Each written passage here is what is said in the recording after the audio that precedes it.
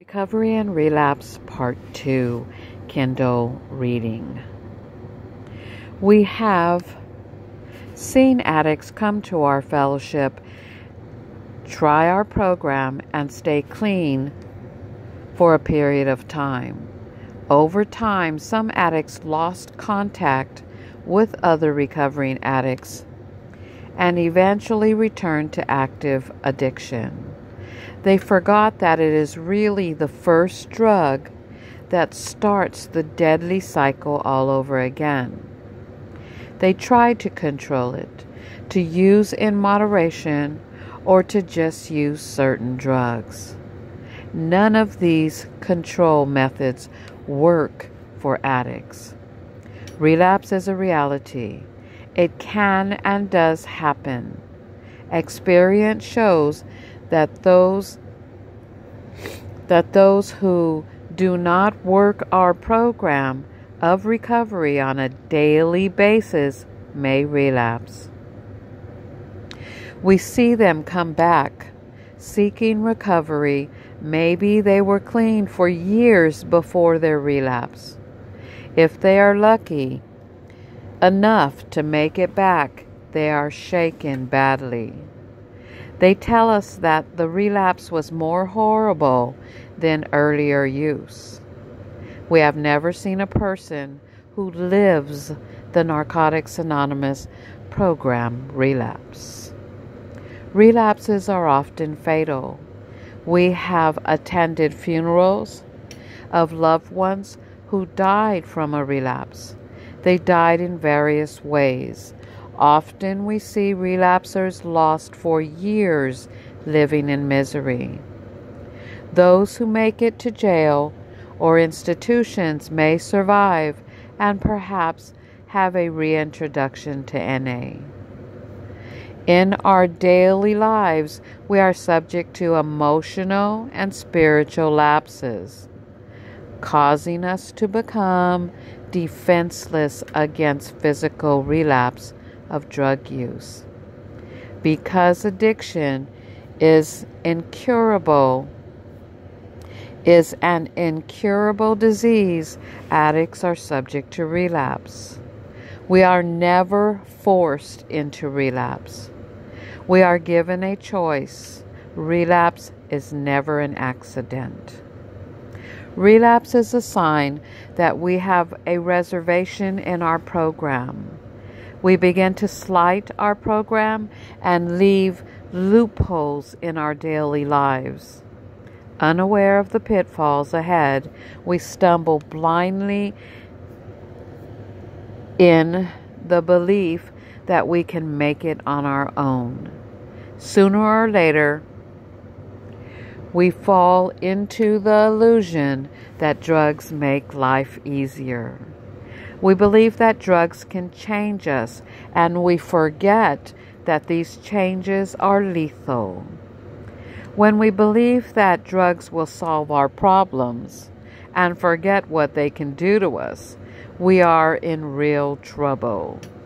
Unless the illusion that we can continue to use or stop using on our own are shattered, we most certainly sign our own death warrant.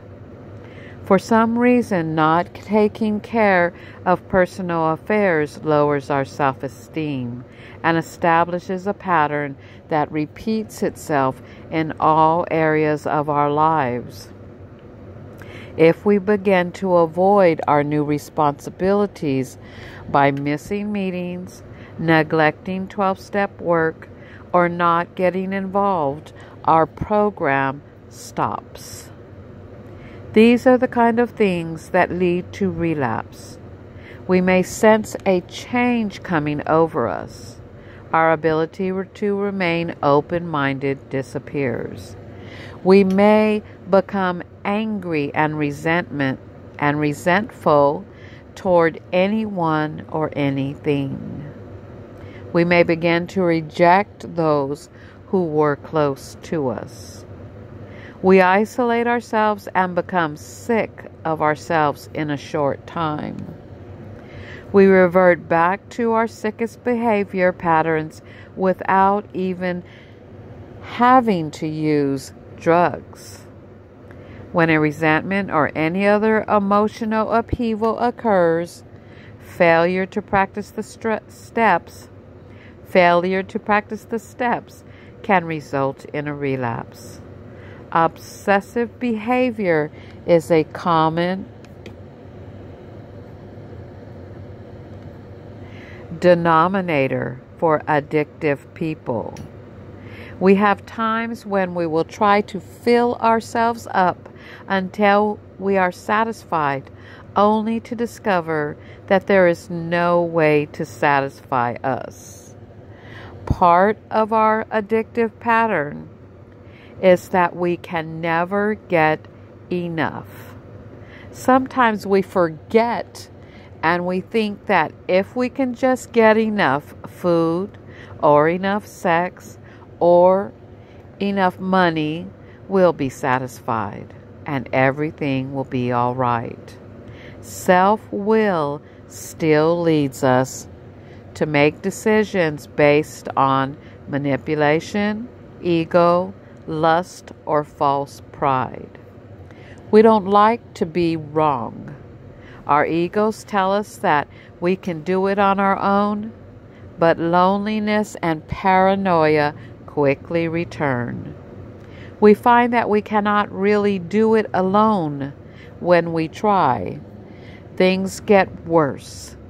We need to be reminded of where we came from and that our disease will get progressively worse if we use. This is when we need the fellowship.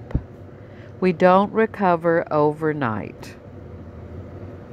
When we realize that we have made a bad decision or a bad judgment, our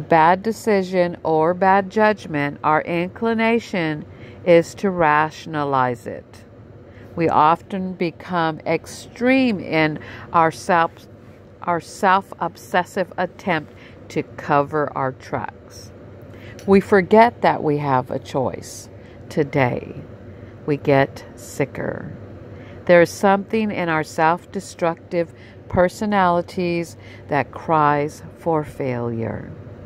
Most of us feel that we do not deserve to succeed. This is a common theme with addicts. Self-pity is one of the most destructive of defects. Self-pity is one of the most destructive of defects. It will drain us of all positive energy.